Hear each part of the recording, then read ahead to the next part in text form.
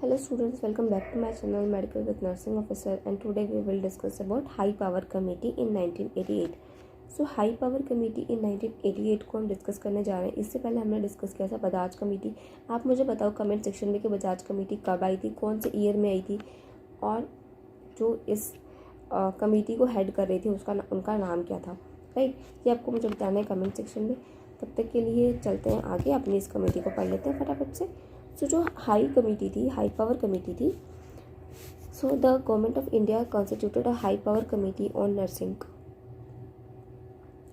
And nursing professions on 25 August 1987 and organised convention in 1988। Right, so ये किसके ऊपर बनी थी? ये नर्सिंग और नर्सिंग प्रोफेशन के ऊपर बात करने के लिए बनी थी, क्या क्या चेंजेस कर सकते हैं, उसके लिए इस कमेटी को बनाया गया था।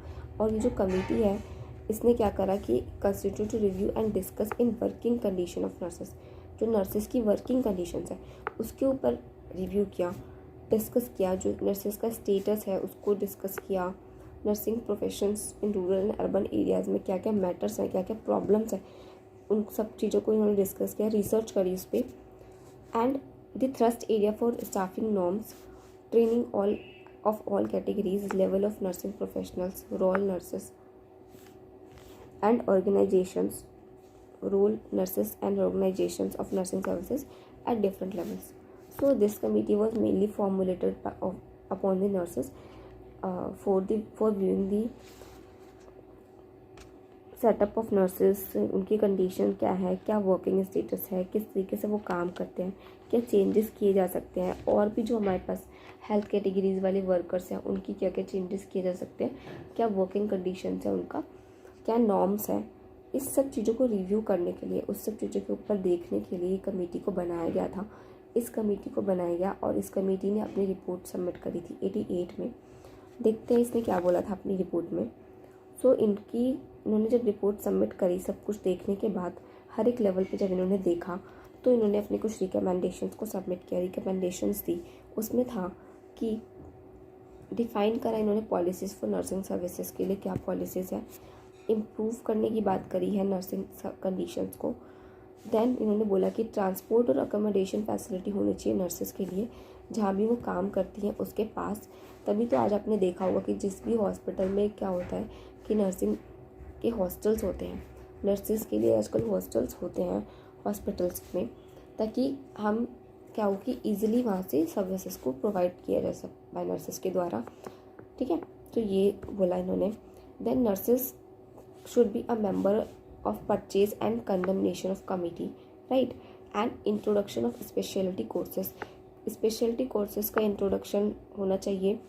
continuing staff development courses होने चाहिए। continuing education and staff development courses होते हैं कि जब एक स्टाफ हॉस्पिटल में रह करके काम कर रहा है और वहाँ पर वो अपनी सर्विसेज पेशेंट को प्रोवाइड कर रहा है, और उसके साथ साथ जब वो लर्न करता है कुछ चीज़ें नई सीखता है तो उसको हम बोलते हैं कॉन्टिन्यू एजुकेशन। ठीक है, कहीं स्टाफ डेवलपमेंट कोर्सेज होते हैं, तो ये होना चाहिए, ये बोला था हाई पावर कमेटी ने। इसके साथ साथ इन्होंने बोला कि जो भी नर्सेस का रजिस्ट्रेशन होता है ना, वो रीन्यू होना चाहिए 5 ईयर्स में, हर 5 ईयर के बाद। Then appointment of LHV and ANM after undergoing administrative training, मतलब कि जो LHV है यानी कि लेडी हेल्थ विजिटर और जो ANM है उनको एक एडमिनिस्ट्रेटिव ट्रेनिंग भी प्रोवाइड करानी चाहिए, तब उनको अपॉइंटमेंट मतलब देना चाहिए। देन इस कमेटी ने और भी बोला था कि सिलेक्शन ऑफ स्टूडेंट्स का जो सिलेक्शन है वो मेरिट बेसिस और एप्टीट्यूड टेस्ट के बेस पे होना चाहिए। Adequate teaching and library facilities होनी चाहिए। अकोमोडेशन फैसिलिटी होनी चाहिए स्टूडेंट के लिए, जैसे कि आपने देखा होगा नर्सिंग जो कॉलेजेस होते हैं ना उसमें हॉस्टल्स होते हैं मोस्टली में, तो ये बोला। Regulation of nursing education standard होना चाहिए। Regulation of private nursing home norms and independent nursing practice. तो ये सारी रिकमेंडेशंस जो है इस कमेटी ने दी थी, हाई पावर कमेटी ने। सो एज आपने देखा कि हाई पावर कमेटी कब आई थी? 88 में आई थी।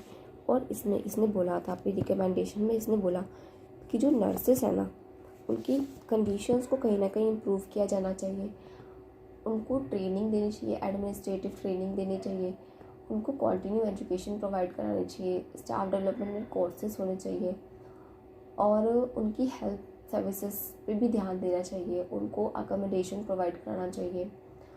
एंड इसके साथ साथ जो भी एडमिशन क्राइटेरिया था उसके लिए उन्होंने मेरिट लिस्ट की बात करी है, एप्टीट्यूड टेस्ट की बात करी है, एंड जो स्टूडेंट्स हैं उनके लिए उन्होंने हॉस्टल्स की बात करी है, लाइब्रेरी फैसिलिटीज़ की बात की है, एडिक्वेट टीचिंग की बात की है। और इन्होंने बोला है कि जो रजिस्ट्रेशन है नर्सेस का वो 5 ईयर में रिन्यू कराना चाहिए। So this is all about the high power committee. I hope आपको लेक्चर समझ आया होगा, एंड अगर समझ आया तो वीडियो को लाइक करें, शेयर करें अपने फ्रेंड्स के साथ, और सब्सक्राइब करें चैनल को अगर आपने अब तक किया नहीं है तो। And we have completed about 4,700 something subscribers. So yeah, thank you for this.